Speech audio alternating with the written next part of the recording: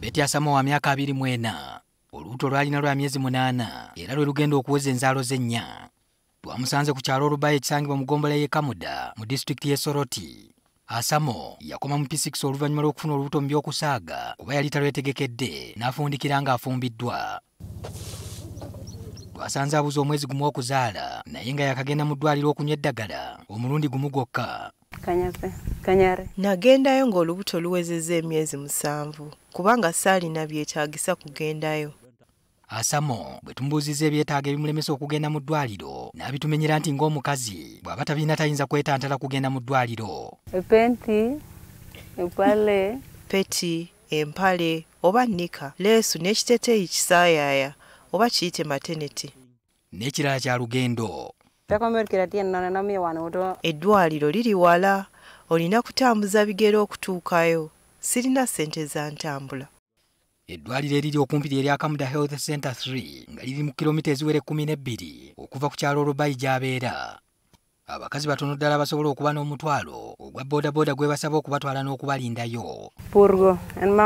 Kinneetaagisa kugenda n'empakasa emmimbi oba ku nnyanja n'envuba nfune omutwalo okugenda mu ddwaliro. Ono si ye yekka, twogeddeko ne Esther Bulo nga naye mutuuze we Olubayi. Ku myaka 3 agenda kuzaala mwana wa 5 era tusanze muzito wa myezi 5. Olw'embeera y'obwavu n'olugendo tusanze tagendangako mu ddwaliro kunywa ddagala naye bwe yafunyeemu enkenyera yasazeewo kuddukira wa mulero era tusanze yakavaayo. Nabadde sirina nsimbi za ntambula ate nga mpulira bubi kwe kugenda ewa mulero nkebereko. Abakyala abeekakaba okugenda mu ddwaliro balina okutambula nga tebunnalaba kyokka ebiseera ebisinga batuukayo zigenda kuwera 6 ogw'omu ttuntu. Ogenda okutuuka ng'abasawo batuttidde ebitabo by'abo abaakedde oba otambulidde bwereere owummulamu katono nodda eka ate noddayo olulala. Omukyala yenna omuzito emirundi egisembebwa gy'alina okulaba omusawo okutuusa lw'azaala girina kuba 8. Abeeno aweza 3 aba akoze kinene. Newankubadde bamulerwa baawerwa eno be baana baliwo. Batusongedde ku bamulerwa abawerako ng'okusinga bakyala bakulu ku kyalo. Twasobodde okugobererako omu gwe tutagenda kwasanguza mannya ng'aliko gwe baamuyitidde okukeberako ku lubuto. Mu kwogerako ne mulerwa ono yatutegeezezza nti guno abadde agukola okuva mu 1982. Bino nabyeyigiriza nzekka ng'abakyala balaajana ate nga tewali malwaliro. Nasookera ku mukazi omu nagenda okulaba nga mbisobola. Atereeza embuto ng'abakyala tebannazaala ate n'okubazaalisa kwennyini ng'ekiseera kituuse. Olunaku nkola ku bakyala 3 ab'okukeberako n'ab'okuzaalisa. Tumubuuziza bwe gubeera singa omukyala alemererwa okuzaala nga yeetaaga kulongoosa. Nfuna pikipiki ne ntuula naye ne mutwala mu ddwaliro. Atubulidde nti mu bakyala baazaalisizza kyalabye ne kwaba abasindika omwana n'ajja ng'agenda kusoosa magulu naye n'amutereeza. Nono omwana gwe mulaba nze namuzaalisa. Yali asoosezza magulu namukyusa munda n'avaayo bulungi. Okuva 1982 atugambye nti teri mukyala yali amufiiriddeko mu mikono gye ng'amuzaalisa yadde omwana. Nedda sifiisangako. Mu kusoomoozebwa kwasanga ebikozesebwa nga giraavu ezambalwa mu ngalo tabirina naye agamba ekyo tekimulobera kukola. Bw'abuuziddwa bwe yeekuuma ku ndwadde eziyita mu musaayi gw'ayinza okwesiiga n'ategeeza nti ebyo abirekera Mukama. Sitya kubanga omulimu guno Katonda ye yagumpa era yankuuma.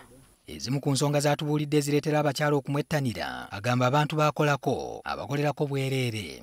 Asiimye amuwaayo ekitole kya sabbooni oba akalabo k'asiimye konna.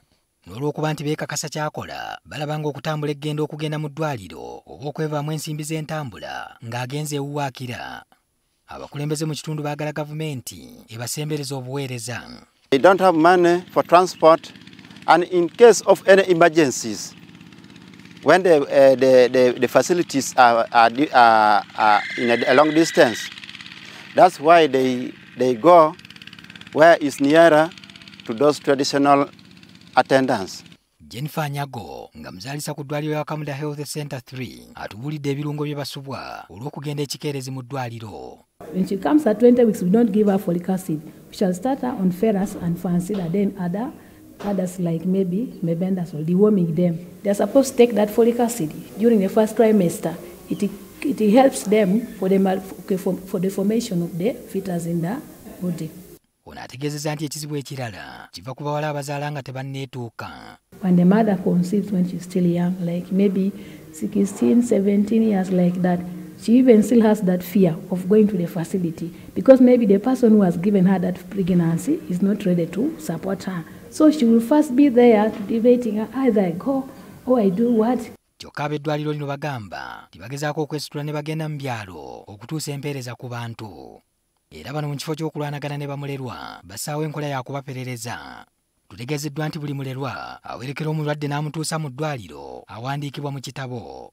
Bakulembedde bwe bawera olwo n'aweebwayo akasiimo. Patrick Ssenyondo, NTV ku ssaawa emu.